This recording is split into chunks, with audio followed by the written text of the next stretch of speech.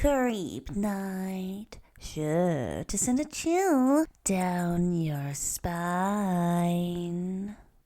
Welcome to Creep Night. What happens if you live in a world where all the women want to kill you? The clock strikes 9:22 p.m. As I hurriedly scribbled these words down, my heart pounding with a mixture of fear and desperation. I am writing this in hopes that if they do find me and I don't make it, that someone will discover this message and understand the truth. God help us if they succeed in their pursuit. This chilling tale began a year ago. In the seemingly ordinary office of Dr. Vance, little did we know that behind her facade of normacy, a sinister secret was lurking.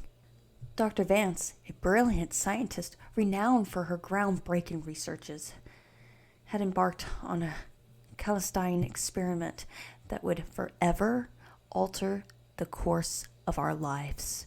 In her pursuit of science and advancement, she had created a clone of herself, a perfect replica with the same memories, same thoughts, and emotions. But something went very wrong, and the clone became an uncontrollable entity, a dark reflection of its very own creator. At first glance, we were blissfully unaware of any switch. The clone seemingly assumed Dr. Vance's identity, maintaining her professional demeanor and interacting with us as if nothing had changed. But as days turned into weeks, subtle cracks began to appear in the facade. The clone's behavior became even more erratic, her decisions irrational. It was as if a malevolent force had taken root within inside of her, twisting her own brilliance mind into a labyrinth of madness. We tried to deny the truth, clinging to the hope that Dr. Vance was still among us. But the evidence mooted, and we were forced to confront the chilling reality. The woman we had trusted and respected was no longer the person we thought she was. The clone had become a ticking time bomb, and we knew that time, as we knew it, was running out. Now, as I sit here in the darkness, the walls closing in around me, I am filled with both fear and a sense of urgency. I need to know the truth to understand the gravity of the situation we face. The fate of our world may very well rest on the shoulders of those who uncover this message. The first unethical change they made was the annihilation of every single last man they could find. Luckily for me, I had ran for my life.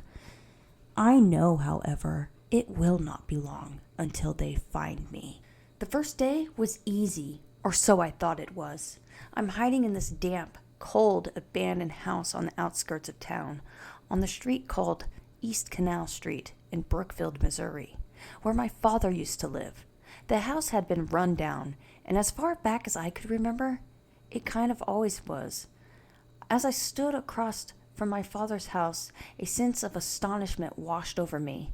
The old building that had loomed there for as long as I could remember had finally succumbed to the march of time and had been torn down. It was a dark reminder of the swift passage of time and the changes that we'd taken since then. Unfortunately, my ability to explore the remnants of my father's once thriving neighborhood was limited due to the fact that I was hiding. The weight of the situation pressed down on me as I yearned to reconnect with the memories and the stories that this place once held. But prudence dictated otherwise, and I knew that I had to remain concealed for now. Frustration gnawed at my spirit like a relentless tide as I woke to the second day of my captivity in this house, a prisoner to its walls. Boredom and echoed upon my restless mind a heavy weight that bore down on my thoughts. Questions stirred within me, weaving a tapestry of doubt. Did Dr. Vance's clones even acknowledge my existence? Were they aware of my living being, breathing entity confined within these walls? Or was I a forgotten shadow, a mere speck of insignificance in their grand experiments? As morning light filtered through the curtains, paintings, patterns on the floor, I couldn't help but feel the urgency to break free, to escape the clutches of this confinement. My mind wandered to a realm of possibilities, envisioning scenarios where I could reclaim my freedom from the impending doom that surely gloomed over me like a giant shadow that refused to fade away. In this liminal space between hope and despair, I found solace in this quiet revelation of thought, refusing to succumb to the momentary of my circumstances. I vowed to challenge the boundaries that held me captive. The battle between resignation and resilience was waved within me, and with every passing moment, the desire to forge my own path grew stronger. The third day, I decided to try my luck and go outside and explore. I needed to anyways. I had no food or fresh water, and after the second day, I grew quite hungry and thirsty. I walked the 1.2 miles to the store. It took me 26 minutes to get there. As I stepped into the store, my heart fluttered with a mix of hope and determination. Perhaps it was the wishful thinking, a silent prayer that no one would notice me. Oh, but boy, was I wrong. In an instant, the entire room seemed to shift. All their eyes turned to me, the women in the store, once engaged in their own conversations and activities, paused and stared. A sense of recognition washed over me as I realized the uncanny truth that they were not just women. They were all uncanny clones of Dr. Vance. The sight was both startling and surreal. Each clone posed the same striking features, the same enigmatic smile, and the same piercing gaze that I had come to associate with the enigmatic scientist. Their hair, a vibrant shade of auburn, framed their face in identical waves, and their eyes, a deep, piercing blue, seemed to hold a knowing glint. In the midst of the chaos and confusion, my attention was drawn to one of the clones who managed to make her way towards me. As she approached, her lips curled into a wicked smile, sending shivers down my spine. Her eyes seemed to hold a glint of malice, and the intent behind her smile was unmistakably sinister. It was as if she derived twisted pleasure from the turmoil surrounding us, and I couldn't help but feel a sense of unease wash over me. The clone's demeanor excluded an aura of darkness, and her presence brought forth a foreboding atmosphere that sent an ice-cold chill through my veins. Well, Austin. We have been anticipating your arrival. Her venomous words dripped with malice, each syllable a cruel careless, as if she were a feline predator toiling with her captured prey. The tone, a chilling blend of triumph and dominance, sent shivers down my spine. It was though she had carefully orchestrated this moment, revealing the power she now had over me. The cat and mouse game had reached its climax, and I was left in her grasps, ensnared by her wicked whims. In the midst of a vast, tan, square floor, I found myself transfixated by an overwhelming sense of fear. All around me, the clones moved in a synchronized dance, their footsteps echoing on an eerie rhythm. I stood there frozen, my body paralyzed by the menacing atmosphere. The air was thick with tension, and my heart raced as I tried to comprehend the surreal situation I'd been thrusted into. My eyes darted from one clone to the next. I noticed their identical features and the blank expressions on their faces. It was as if they were mere puppets devoid of any individuality or free will. The coordinated movements created a chilling effect, as if they were a single entity with a shared purpose, and I could not fathom it. The floor beneath my feet felt cold and unforgiving, amplifying my sense of isolation, vulnerability. With each passing second, the clones seemed to draw closer, their synchronized steps closing in on me like a relentless tiger ready to pounce. I struggled to find my voice, my vocal cords rendered useless by the paralyzing fear that gripped me. In that moment, my survival instincts kicked in, and I knew I had to break free from this terrifying trance, summoning all of my courage. I took a tentative step forward, my limbs trembling with uncertainty. As I did, the clones seemed to pause, their movements momentarily disrupted by my defiance. But their hesitation was fleeting, and soon they reassumed their relentless march with a newfound determination. I began to run, my feet pounding against the unforgiving floor. The clones pursued me, their footsteps pounding in unison, a haunting echo that seemed to follow me as I ran. As I sprinted across the vast expansion, my mind raced, searching for a way out, a means of escape from this nightmarish reality.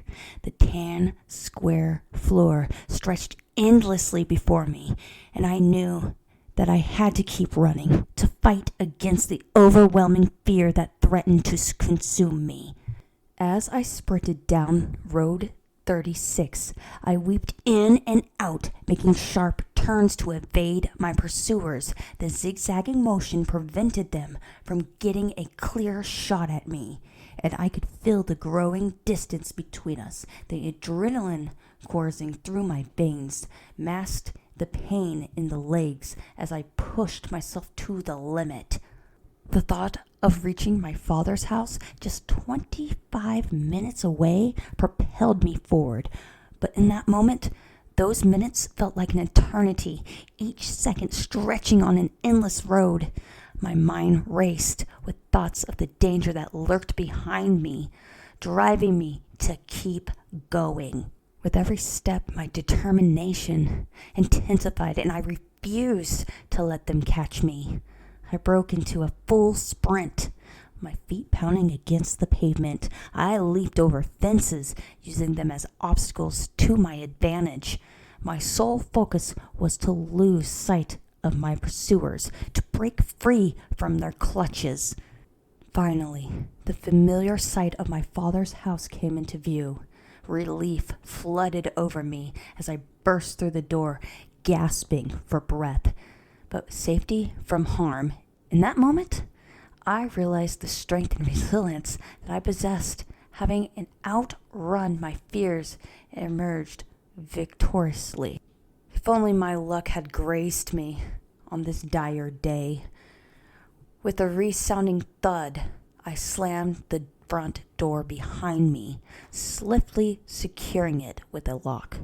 In the dim-lit hallway, a sense of urgency propelled me towards a nearby window. Concealing myself in the shadows, I cautiously peered out, my heart racing with each passing second. My eyes scanned the desolate street, searching for any sign of Dr. Vance's menacing clones. For a fleeting moment, relief washed over me as the surroundings appeared devoid of any immediate pursuers. However, apprehension tightened its grip when I realized the deceptive nature of my temporary respite. It was a chilling game of cat and mouse, with me as the desperate quarry. A split second later, my gaze caught one of Dr. Vance's clones emerging from the shadows as if it summoned by an unseen force that guided her. I held my breath involuntarily, transfixed by her every move. She turned gradually, her eyes sweeping across the familiar landscape. Her gaze settled on my father's yellow house, and she paused, studying it. The short, white wooden picket fence that encircled the property seemed to capture her attention, and I could almost sense her absorbing every single detail. The American flag proudly fluttered on its pole, dancing gracefully in the gentle breeze as if a silent salute to her presence. My God, I thought, could she see me? In the fading light of dusk, she stood motionless, her silhouette etched against the looming shadows.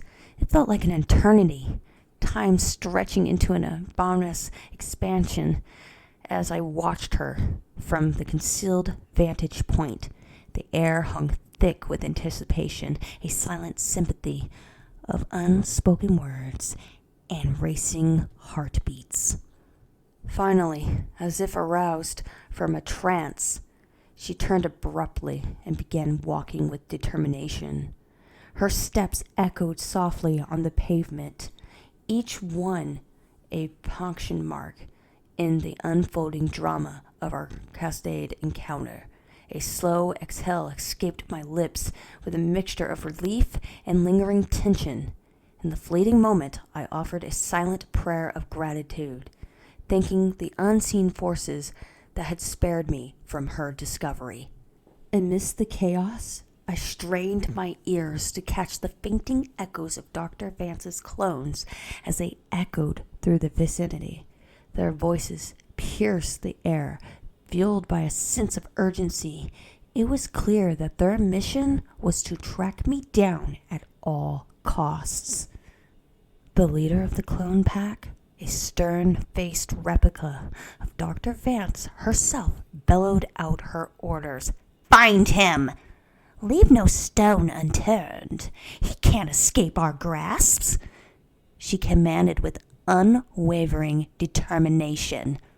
The clones respond in unison, their voices vibrating in a hunting chorus. Yes, Commander, we will not rest until we find him or annihilate him. As they executed their leader's orders, the clones moved with precision and purpose. They were an army of Dr. Vance's creation, each one a perfect copy with her unique blended skills and abilities. The realization of my perilous situation sent a mixture of uneasiness and dread through my body. I knew that I had to evade their clutches and uncover the truth behind Dr. Vance's sinister experiments. But as the clones drew closer, I found myself trapped in a web of danger, wondering if I had the strength and cunning to escape their pursuit. In that heart-stopping moment, a profound realization washed over me. I was in deep trouble. The question echoed in my mind, why hadn't I simply fled the country when I had the chance? But as I surveyed the desolated landscape around me, the grim truth sank in. The entire world had fallen victim to a sinister invasion of Dr. Vance's clones. A chilling certainty gripped me, setting deep within my soul. I knew, beyond a shadow of doubt, that the world I once knew had become altered. In the midst of the turmoil and vision of my thoughts, an unexpected sound pierced through the silence, the faint jiggling of the doorknob. Panic surged within me, but a glimmer of relief washed over me as I recalled locking the door in my haste. Though my heart raced, a semblance of security enveloped me, knowing that they could not breach my sanctuary. However, the unsettling realization settled in. They knew my whereabouts. The thought sent shivers down my spine. The enemy had discovered my secret hideout, and now those same walls that had once provided solace left me like a fragile barrier against their immediate intrusion. I could hear one of Dr. Vance's clones shout out to her other clones, "Over here!" They all ran toward the house. The leader of the group stepped forward. Her voice, filled with a seductive malice, called out to me. "Dearest Austin, run as much as you like. Soon, all you'll encounter is me, everywhere. I'll wait for you to accept it. You'll have no choice in the end." Her lips curled into a triumphant smile. I could sense a deep satisfaction behind her eyes. It was as if she held a secret that I was unaware of, a secret of solidified her victory and my inevitable defeat. The realization that there was no escape for me was like a tightening noose around my heart. In that moment, I felt utterly powerless and vulnerable. The world seemed to stand still as she stood before me, ready to reveal the truth that would shatter my illusion as she began to speak, her voice carrying an air of authority. I knew that my fate was sealed. I, however, would not make it easy on her. I would not come out of this house without a fight. She would have to come in here and take me, kicking and screaming. I would make sure I would go out fists swinging. Once again, I heard her call out to me. "One of you and 6 billion of me. I'll be waiting. And I'll care for you forever. I'm secure, and I'll wait. As I am all women, and you, the only man? You are my Austin, and I am your Eves." I remained quiet and looked around, trying to figure out where I could possibly hide in this run-down house. But there had been nowhere left to hide. I heard once again a jingle of the doorknob. Then I heard Dr. Vance's clone shout out to the others. "Bust this door down! Bring me Austin alive!" My heart raced, a thundering rhythm against my ribcage. Each beat a defeating drum solo in my ears. This insistent slamming of the door intensified. Each bang a violent assault on my senses. Fear coursed through my veins as I sprinted down the hallway, my bare feet slamming against the cold wooden floor. I reached my father's bedroom, a beacon of hope in the mists of this nightmare. With trembling hands, I pushed the door open, my eyes frantically searching for any sign of a gaping hole that had once adorned his closet. But my worst fears were confirmed. The dreaded hole had vanished, replaced by new wood and a sickening sense of humanity. A loud guttural groan erupted from my lips, a mixture of anger, frustration, and sheer disbelief. I heard the front door burst open. Footsteps raced through the house. I was soon face to face with Dr. Vance's lead clone. She pointed at me and shouted, "Grab him!" The clones encircled me with an unrevering cohesion, akin to a hive of bees that had stumbled upon a vast, opulent stash of honey. me. The air crackled with an unspoken tension as they closed in. Their synchronizing movements excluded a sense of purpose and irreversibility. Their eyes gleamed with a predatory hunger, and I couldn't help but feel as if I were the converted prize at the center of their collective desire. In that fleeting moment, I envisioned myself as a solitary flower, fragile with vulnerability, surrounded by an army of relentless pollinators, their relentless pursuit, their single-minded focus on extracting my essence of my being, was both memorizing and terrifying. It was as if they had sensed the unique essence that resided within me, something precocious and rare that they sought to possess at any cost. There was a sympathy of whispers and murmurs, chaotic. Their sounds echoed in the depths of my mind, each clone a distant voice, yet their collective energy coalesced into a formidable force. I could almost taste the anticipation in the air, the propelled desire, the anticipation that eliminated them from me. In the face of this overwhelming swarm, I struggled to maintain my composure. My heart raced in tandem with the frantic tempo of their advance. As the clones drew closer, their boundaries of my personal space seemed to dissolve, leaving me feeling vulnerable and exposed. It was surreal and disorienting, as if I had been caught in a vortex of collective consciousness where the individual blurred into my collectiveness. Yet, amidst the swirling chaos, a flicker of determination ignited within me. I refused to be merely a passive vessel, a source of nourishment for their relentless hunger.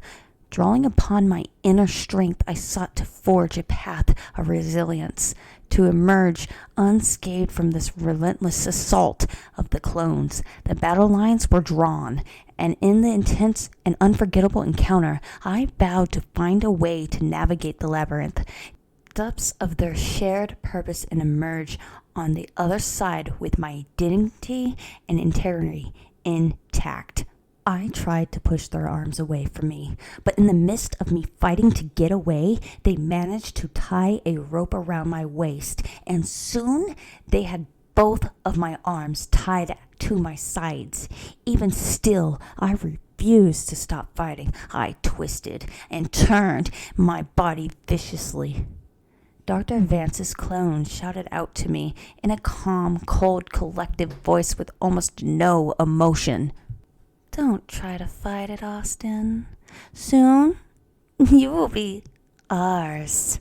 I kicked and screamed viciously like a rabid dog that had been trapped in a snare. As they began to tie my legs together, with each labored breath I huffed and I puffed, letting out short, breathless snorts. The struggle had taken its toll, and I bore the marks of the conflict. Several nicks adored my body, evidence of the desperate attempts to escape the clutches of the captors. The clones, too, bore the scars of our encounter, the scratches marking their arms where my nails raked in their frantic bid for freedom. As they hoisted me up with two large sticks tied through the ropes, I felt like nothing more than a helpless hog being led to its impending doom. Every fiber of my being screamed in protest, but I was powerless against their strength and determination. Resignation settled over me like a heavy cloak as I realized it was useless. In that moment, I felt a profound sense of vulnerability and despair. Dr. Vance's main clone sneered, a triumph, victorious smile as our clone copies carried me out the shattered door. We emerged into the unforgiving landscape. The harsh sunlight stung my eyes, momentarily blinding me. Dr. Vance's main clone, her eyes gleaming with a mix of madness and accomplishment, relished in the spectacle she orchestrated. The clones wearingly trudged along the isolated expansion of the Road 36, their footsteps echoing eerily on the paved road. A solitary white van materialized like a specter awaiting its unexpected prey. As we approached the van, the sliding doors ominously slid open. They placed me inside the van. Once inside, I found myself face to face with Dr. Vance's main clone, her eyes gleaming with a calculated coldness. She sat in the center of the van, her perfect features belaying the sinister intentions that lurked beneath the surface. Meanwhile, her other clones disappeared into separate vans, each one a mirror image of the other, their synchronized movements sending shivers down my spine. Inside the van, the air was thick, almost like a suffocating blanket, stiffening any semblance of our comfort or ease. Tension crackled like static electricity, igniting the atmosphere with an eerie energy. The cramped space with Aladdin with uncertainty, each heartbeat pounding out of a rhythm of anxiety as we hurtled towards an unknown destination. A profound sense of vulnerability settled over me, the weight of the uncertain fate pressing down on my soul. Dr. Vance turned towards me, her gaze sharp and piercing, malice dripping from her voice like venom. Her words were a chilling reminder of the precocious situation we found ourselves in, each symbol of a cruel taunt that reverberated through my very being. You sure did put up a fight. Too bad it didn't go so good for you. I knew we'd get you in the end. I remained completely silent, contemplating my next move. In the quiet confounds of my mind, a fierce determination burned. If I were ever to escape the clutches of those ropes that bound me, I vowed to teach Dr. Vance a lesson she would soon never forget. Every fiber of my being yearned for retribution, and I relished the thought of making her pay for her malevolent actions. Time seemed to stretch into an eternity as we journeyed to our unknown destination. With each passing time, my resolve grew stronger. I imagined the morbid ways I would confront her, each scenario more satisfying than the last. The anticipation was nearly unbearable, but I knew that the moment of reckoning was drawing closer. With almost an eerie intuition, Dr. Vance appeared to have discerned the innermost thoughts of my mind as she gracefully turned her gaze to me. A faint smile played upon her lips, carrying a hint of amusement and a touch of mockery, in a tone that seemed to echo the unspoken words within my head. She uttered her response, leaving me both intrigued and slightly unsettled with an uncanny corrective she seemed to possess. Dr. Vance's words hung in the air at an attempt to console in the face of an immediate apocalypse. She turned to paint a picture to convince the man before her, me, that this dire situation could somehow be turned into an opportunity. Come now, it's really not that bad. Think about it. You will be the only man left on Earth, the sole inheritor of all that remains. The responsibility to pass down your dreams, to ensure the continuation of humanity, rests slowly on your shoulders. It's a chance to shape the future, to create a new world from the ashes of the old, she said, her voice carrying a forced optimism. My eyes narrowed, unconvinced. The weight of the impending isolation bore down on me, crushing any glimmer of hope that Dr. Vance's words attempted to rekindle. But what kind of world would that be? I retorted, my voice laced with bitterness. A world without laughter? Without companionship? Without love? I would be a mere shadow of a man, solitary figure wandering a desolated landscape. My genes, my legacy, they would mean nothing in such a barren existence.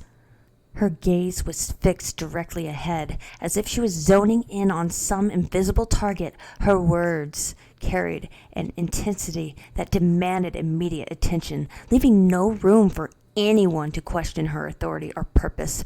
The transformation in her demeanor was a clear indication that she was not someone to be trifled with, and her opponents would be wise to tread carefully, as she said. Whether you like it or not, you have been chosen as our new breeder of this world.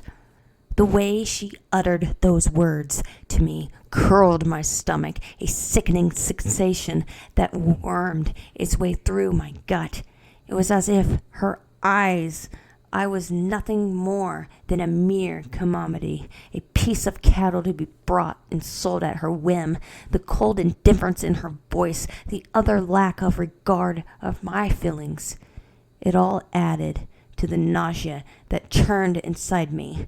It was a starking reminder of the vast chasm that separated us, the unfathomable distance between her world and mine. Left standing there, I couldn't help but feel a profound sense of degradation, as if my worth as a human being had been reduced to nothing but bargaining chips in her callous game. The memory of that moment lingered like a dark cloud, a consistent reminder of the cruel reality that some people were simply incapable of seeing beyond their own selfish desires. The van came to an abrupt halt, jolting me from my thoughts. Dr. Vance, sitting in the front seat, immediately leaned forward and peered out the window. Her expression turned grave, and without a word, she reached for the door handle and flung it open. A wave of blinding light cascaded into the van, temporarily disorienting me. I squinted, trying to adjust to the sudden change. My vision cleared. I saw that we had pulled in front of a large, imposing building. The bright light emanated from the series of powerful floodlights illuminating the building's facade. As we entered the dimly lit hallways of the building, I couldn't help but notice the eerie silence that permeated the air. The clones moved with a sympathizing precision, their footsteps barely making a sound on the polished floors. The only noise that broke the stillness was the occasional creak of an old door of a distant hum of machinery. As we ascended the grand staircase, I glimpsed around of the inner sanctum of Dr. Vance's hidden laboratory. Rows of glass vials filled with the strange liquids lined the walls, and mysterious contraptions emanated soft humming noises. The air was thick with anticipation as we made our way deeper into the heart of this place. The clones came to a halt in the front door. The sign affixed to the door bore the words, Dr. Vance's Experimental Office, in bold lettering. The atmosphere was tense and apprehensive as they hesitated momentarily before reaching out and slowly opening the door. As they entered the room, the interior revealed itself to be sterile and clinically environmental. The air was filled with a mixture of antiseptic and scientific equipment. In the center of the room stood a metal bed. Its cold and uninviting surface contrasts shakily with the sterile white walls. The clones carefully lifted me and gently laid me down on the bed. With a soft thud, my body made contact with the hard metal surface, sending a shiver down. Instantly, the bright light of the overhead lamp flooded the room, casting harsh shadows and creating an almost blinding effect. The intensity of the light was overwhelming, its brilliance nearly obliterating the surrounding details. It was as if the very essence of the room had been reduced to a single piercing beam focused relentlessly upon me. The sensation was disorienting and unsettling, leaving me feeling vulnerable and exposed. In the sterile, clinical atmosphere of this lab, the sound of Dr. Vance's footsteps clacking on the cold tile floor was a metronome making the passage of time. The sharp echo of her sudden stop reverberated through the air, sending sharp echoes piercing through my ear canals. I couldn't help but tense up, my muscles coiling with anticipation. Every sense was heightened, attuned to the slightest nuisance in the environment. The sterile scent, disinfected, and medicine hung in the air, mimicking with the faint undercurrent of anxiety that penetrated the room. Dr. Vance approached, her no-nonsense demeanor and a crisp white coat she wore excluded any air of authority. She steerily gazed fixed upon me, and I felt apprehension wash over me. In that moment, I was suspended with the fear of the unknown. Dr. Vance smiled down at me as she pulled out a long, thick needle filled with some type of fluid. I thrashed as she put the needle toward my arm. "Don't try to fight us. You can't win." Chilling display of indifference, Dr. Vance uttered her words, each one of a dagger, piercing my resolve. Her tone, devoid of any warmth or compassion, sent shivers down my spine. It was clear that she held no regard for our struggle, dismissing our efforts as futile. The coldness in her voice was palpable, a stark contrast of the gravity of the situation. It was as if she derived pleasure from my despair, reveling in her perceived defeat. Every syllable she spoke seemed to echo through the air, leaving an icy trail in its wake. Her words, like venom dripping from her lips, were meant to break my spirit. She wanted me to believe that resistance was futile, that no matter how hard I fought, I was destined to fail. The heartless in her tone left no room for hope or negotiation, leaving me feeling powerless and insignificant. It was as though she was immune to pain and suffering surrounding her, her words a mere formality devoid of any genuine concern. The lack of empathy in her voice was a stark reminder of the darkness that lurked within her soul. In that moment, I felt a profound sense of isolation and despair, as if I was battling against an unyielding force that refused to acknowledge my humanity.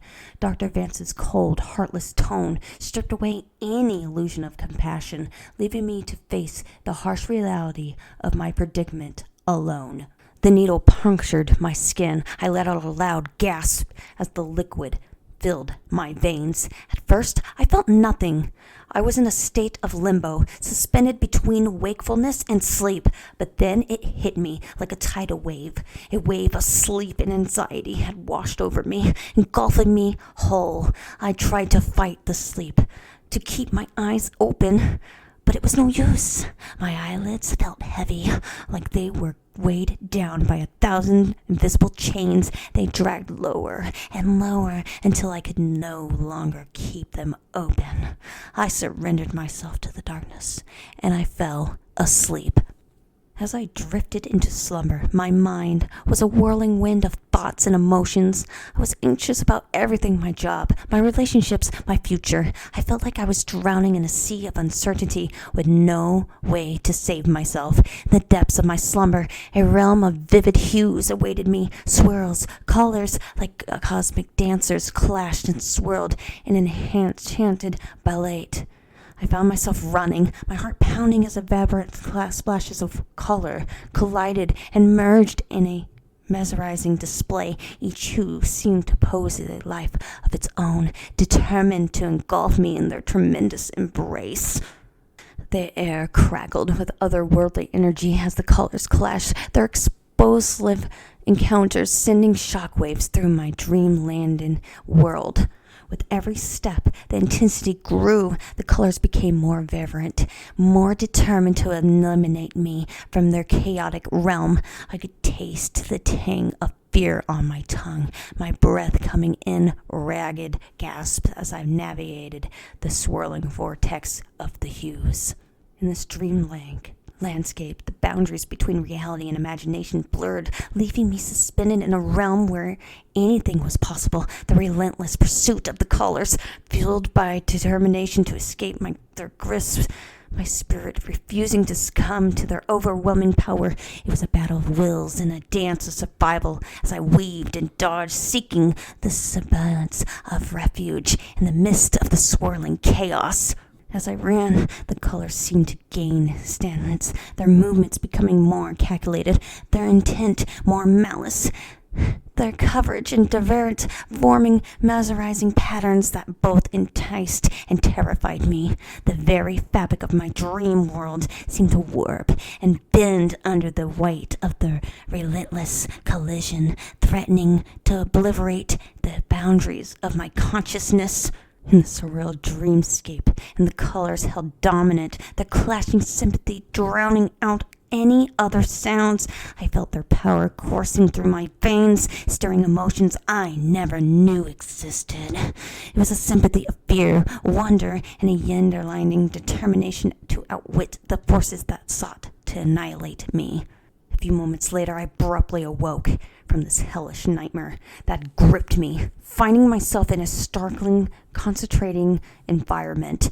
As my consciousness gradually returned, I blinked rapidly, trying to dispel the remnants of the dream and focus on my vision. The room I found myself in was strikingly different from the twisted landscape of my nightmare. It was bright, with walls painted a pristine white that seemed to glow under the headlights. My eyes squinted against the sudden intensity, struggling to adjust to the unfamiliar surroundings. Initially, my panic gaze darted around the room, searching for any sign of Dr. Vance and her eerie clones, my heart pounding in my chest as I feared their malevolent presence might linger even in this new reality. However, my vision cleared and my senses sharpened. I realized I was alone. A sense of relief washed over me, but it was quickly replaced by a lingering unease. Just as I was about to rise from the bed, I noticed a figure emerging from the corner of my eye. My body tensed as I held my breath, bracing myself for another encounter with the enigmatic Dr. Vance. Slowly, she stepped forward, her white lab cloak blowing behind her with like an eternal shroud. Her presence seemed to command the room, but I couldn't help but feel a mixture of intrigue and apprehension. She smiled at me with her malice eyes, her toothy wide grin, even more so as she came closer to me. I realized I was no longer tied up, but something even worse awakened me, and it demanded my attention. I looked around to find I was no longer on the metal slab, but inside an 8-foot and 3-foot-inch wide tube.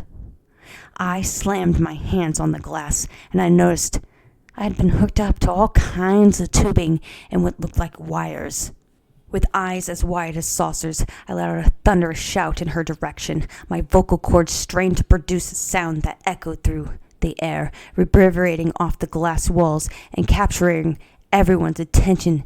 It was a primordial expression of emotion as a release of pent-up feelings that had been simmering beneath the surface. "What are you doing to me?" Dr. Vance's expression was of pure delight as her fingers traced the smooth surface of the circular glass containment. A wide smile stretched across her face, crinkling the corners of her eyes and illuminating her entire countenance. It was evident that at this moment she had long anticipated and calculated countless hours of malicious research and experimentation for this exact moment. As she ran her hand down the side of the glass, a sense of awe and accomplishment washed over her. With this containment, the vessel that lay inside of it, her life's work, a breakthrough that had the potential to reshape the very fabric of the human existence. The glass served as a barrier between the physical and the symbolic, between the extraordinary world and the extraordinary realm she had unlocked. Dr. Vance's unwavering dedication and relentless pursuit of knowledge had brought her to this peduncular junction. Her smile reflected not only her personal triumph, but also the boundless possibilities that lay ahead. The circular glass containment held not just a scientific marvel, but a testament to the indomitable human spirit and its capability to push the boundaries of what was deemed impossible. Dr. Vance's eyes gleamed with a manic intensity as she paced back and forth in her dim-lit laboratory. Her disheveled hair and wild gestures betrayed the unhinged possession that drove her. With a voice that quivered with both excitement and madness, she addressed me. "Don't you see, my dear? What I'm accomplishing here transcends the bounds of human endeavor. I'm not merely replicating life. I'm crafting a new Eden, a world where my vision of perfection will reign supreme. Soon, I will rule this world, and with you by my side, we shall mold it into a paradise that will reshape the very fabric of existence." Dr. Vance's words echoed with a chilling conviction, sending shivers down my spine as she continued to talk. "Together, we will create a new world, one where my desires and ambitions will be the guiding stars. No longer will I be bound by my limitations or morality, or the mundane constraints of society. I shall forge a reality where my dreams manifest into tangible wonders." As I gazed at her, my head involuntarily shook in disbelief. As her words echoed in my ears, a scathing indication of her mental state. In her eyes, she was nothing more than a mere vessel filled with delusion, a person completely detached from reality. "You're mad," I spat, my voice dripping with disdain. "Absolutely mad." Dr. Vance stood before me, her gaze unwavering. Her eyes carried a chilling height, a calculated tone that sent shivers down my spine. With a voice as sharp as a surgeon's scalpel, she uttered the ominous promise. "Soon, you'll see things my way." In that fleeting moment, the very fabric of reality seemed to tremble. Her confidence was parallel, a force that radiated from her very core. It was as if she held the power to mold the world to her liking, bending it to her will with an eerie certainty. The calculated precision in her voice spoke volumes. Each word was chosen with malicious care. Each syllable, a deliberate stroke of a brush painting, a vivid picture of her unwavering determination. There was no room for doubt or dissent in her proclamation, only the chilling certainty that her vision would become my reality. I couldn't help but wonder what secrets lay hidden behind her steely gaze, what motivations fueled her relentless pursuit of control. The very air around us seemed to vibrate with tension as she issued her chilling challenge. It was a declaration of dominance, a battle of wills that I knew would shape the course of our lives forever. Dr. Vance's footsteps in the sterile silence of the laboratory as she made her way to the far corner were a lone switch in wait. She paused for a moment before reaching out to pull it down, her eyes briefly meeting mine. "Don't fight it," she said softly, her voice carrying a hint of both reassurance and warning. "It doesn't hurt." She turned back to the switch and pulled it down. I heard the clanking of the machines as they rotated their gears. I could feel the pressure surrounding my body as I began to see my blood leaving my body. In terror, I began to thrash around, trying to tear the tubes and wires off of me, but it did no good. They did not budge. As I lay there, transfixed by the sight before me, I couldn't help but notice the blood's particular behavior. It rose and fell as if it was a living entity, almost as if it were being replaced or replicated. A sense of exhaustion and urgency washed over me. I found myself frozen in place like a deer caught in the headlights of an oncoming car, helplessly waiting for the inevitable impact. Scene played out before my eyes like an unsurreal macabre dance, the blood's movement creating a measurement yet unsettling rhythm. It was as if the very essence of life and death were entwined in its hunting display, leaving me spellbound and unable to tear my gaze away. Before my eyes, an event of unpropelled horror unfolded, a sight so deeply disturbing it left me incapable of uttering a single scream.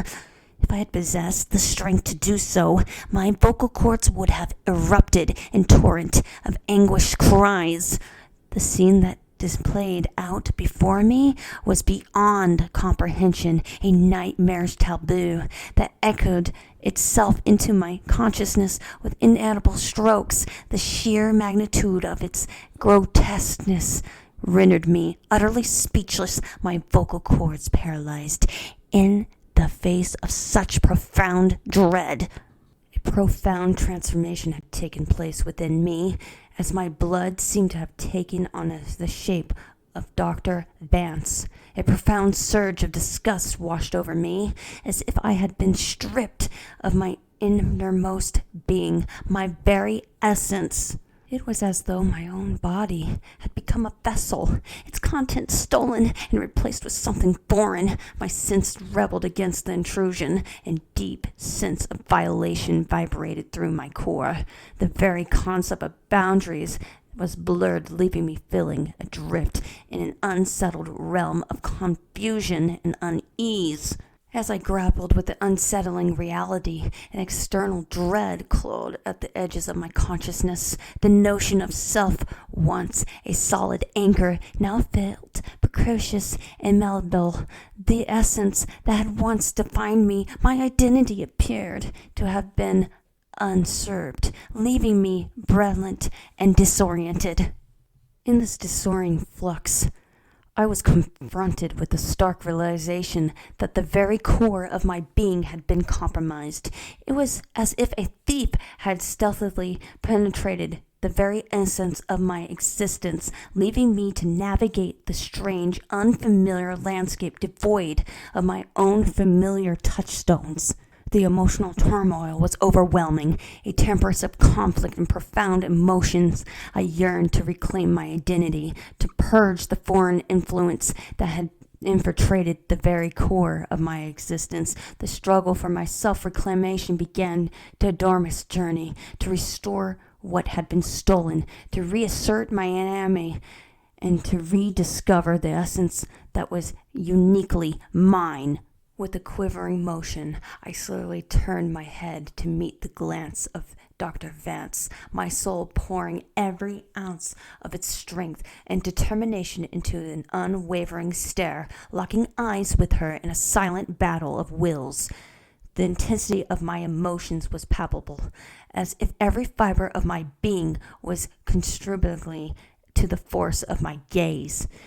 In that charged moment, it was as though the very essence of my spirit was engaged in a fierce, unyielding confrontation. She looked like a little girl who'd just gotten candy from the candy store, happy, gleeful at the fact that she could steal my DNA and clone herself with it. Oh, come on. Don't be like that. It's not so bad. In that incredulous moment, all I could do was glare at her with an intensity that spoke volumes. My eyes, like burning emeralds, conveyed the depth of my hatred, a fierce fire that seemed to consume me from within. It was primal, instant reaction, a silent scream that echoed through the air between us. My gaze was unyielding, refusing to break each searing glance a testament to a storm of emotions raging within me, the heat of my anger radiating from my very soul, igniting a compilation of fury in the depths of my eyes. In that charged atmosphere, my glare became a weapon, a declaration of war, leaving no doubt that the moment of feelings that consumed me. I watched as more of my blood flowed out of my body, down the tubes into another containment. I turned to Dr. Vance in horror. I looked around and noticed that there were more men in tubes, and their blood being drained one drop at a time, and it being turned into complete replicas of Dr. Vance. Dr. Vance's fingers hovered over the switch once more, her eyes fixed on the wearing machines before her. With a resolute breath, she flipped it, and the defeating hum slowly faded away, leaving an eerie silence in its wake. As the last of the echoes of the machines operating dismantled, a wave of weakness washed over me. My body felt faint and drained, the loss of blood taking its toll. Trapped within the confines of the glass tube, I knew I couldn't succumb to despair. There had to be a way to break free, to escape this nightmarish confinement. Summoning my inner strength, I cast a gaze around the sterile environment, searching for any hint of weakness, any glimmer of hope. The glass walls felt impossibly thick, mocking my feeble attempts to find a way out. Determination surged within me, refusing to let Dr. Vance maintain control over my fate.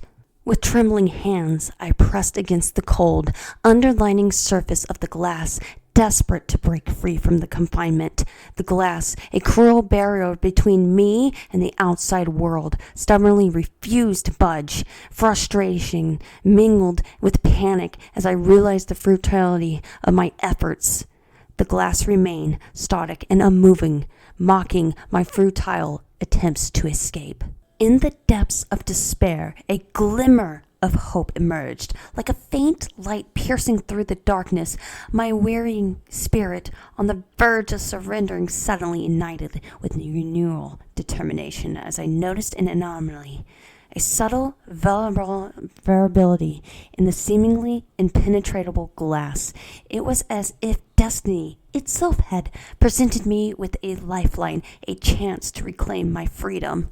A fleeting smile played on my lips as I allowed Dr. Vance to bask in her illusion of control. She believed she had me, ensnared, unaware that the tides were about to turn. The tables were about to be flipped with a tragic fineness that would leave her bewildered and defeated. With each passing moment, my resolve grew stronger. Adrenaline coursed through my veins, fueling my body and mind as I formulated a meticulous plan to outwit my captivator.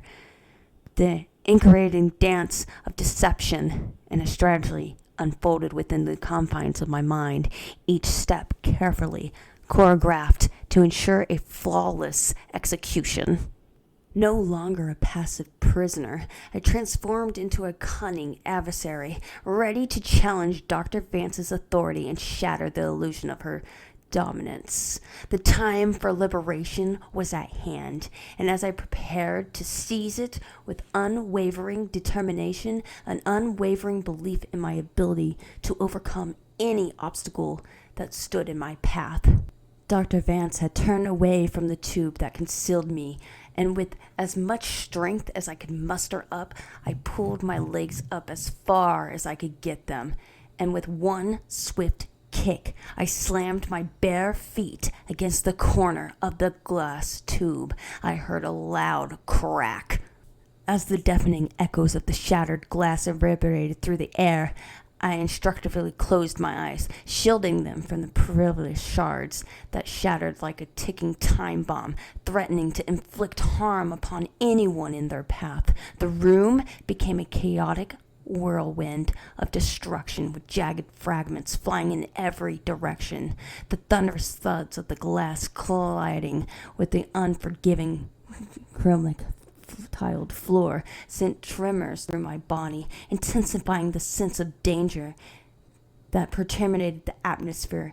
In the heart-stopping moment, I braced myself against the onslaught, every fiber of my being alert and attuned to intimate peril that surrounded me.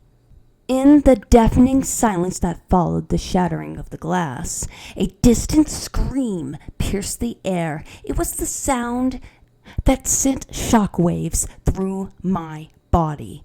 A confirmation that my calculated risk had paid off. With a mix of triumph and trepidation, I slowly opened my eyes, my gaze setting upon the aftermath of the carefully orchestrated chaos.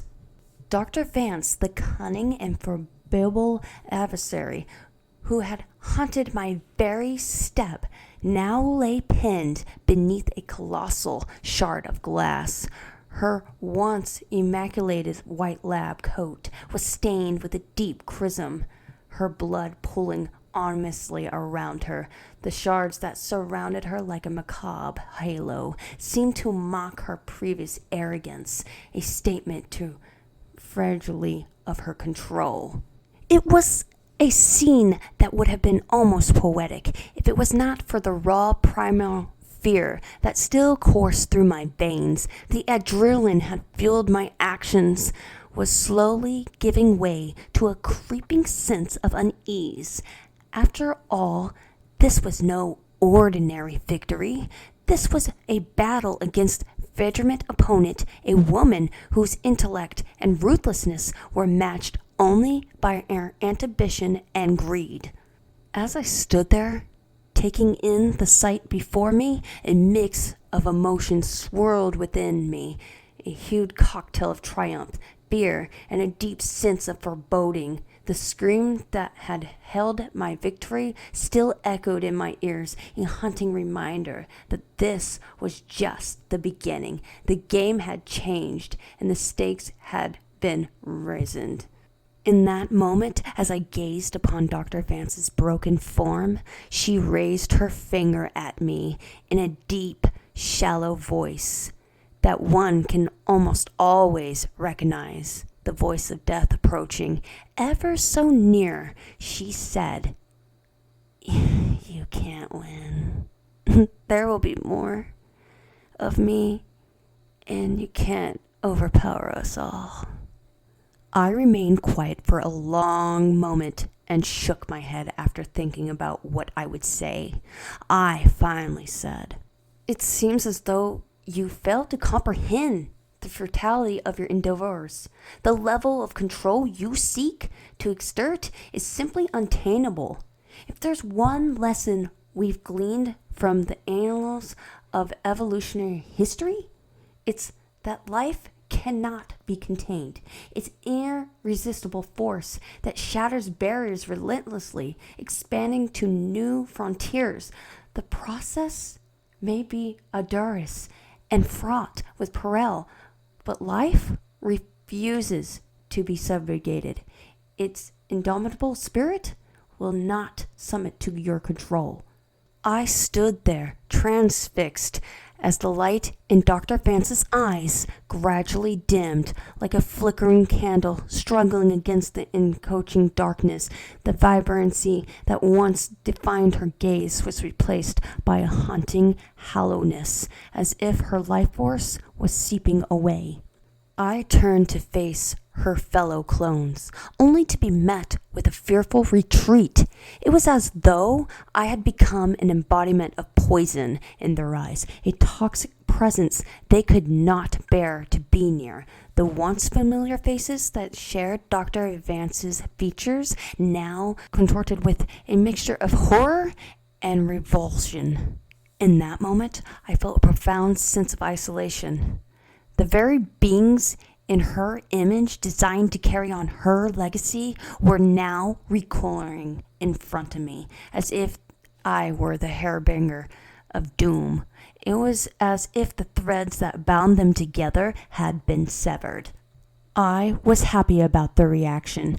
I continued to take steps forward, and they continued to flee like cockroaches do when the lights turn on. I opened the door to the lab. Stepping outside, I could feel the warm air cover me like a soft blanket.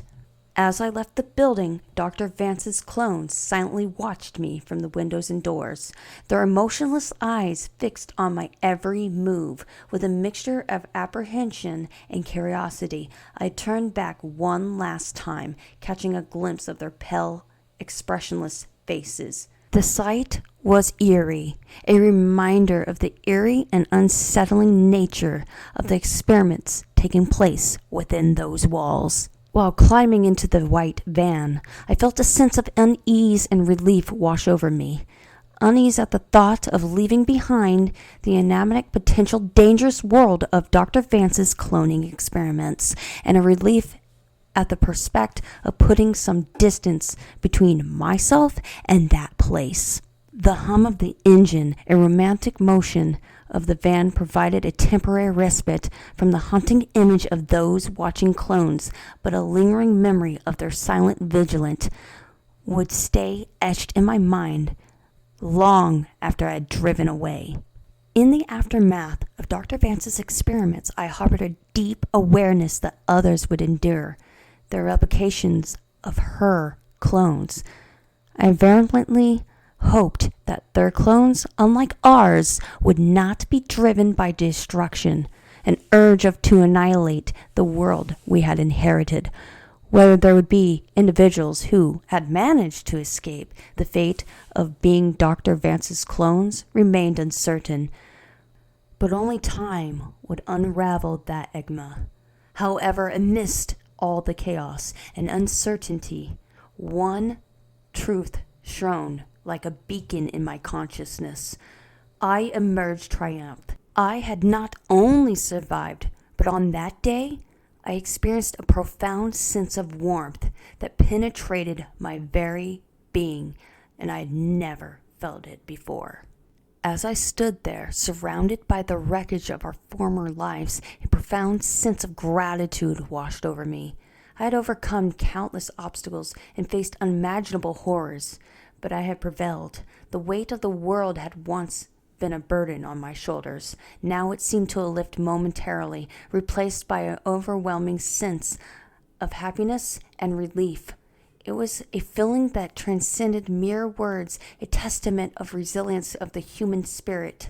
In that fleeting moment, I allowed myself to bask in the glow of victory, savoring a hard-earned triumph that had come at a great cost. The knowledge that I had not only survived but emerged stronger, wiser, and more determined than ever before filled me with an underlying resolve. As I gazed into the uncertain future, I knew whatever challenges lay ahead, I would face them with unwavering determination, drawing strength from the warmth that had enveloped me on that faithful day. In the darkest hours of your lives, when the weight of the world seems unbearable, a profound lesson awaits us. It is during these bleakest moments that we must muster our strength and continue the fight of our fundamental right to live. Life is a precious gift, and a struggle to preserve it is a noble cause. Never stop fighting for your life. It is a precious journey worth embarking on. Thank you for listening to Creep Night.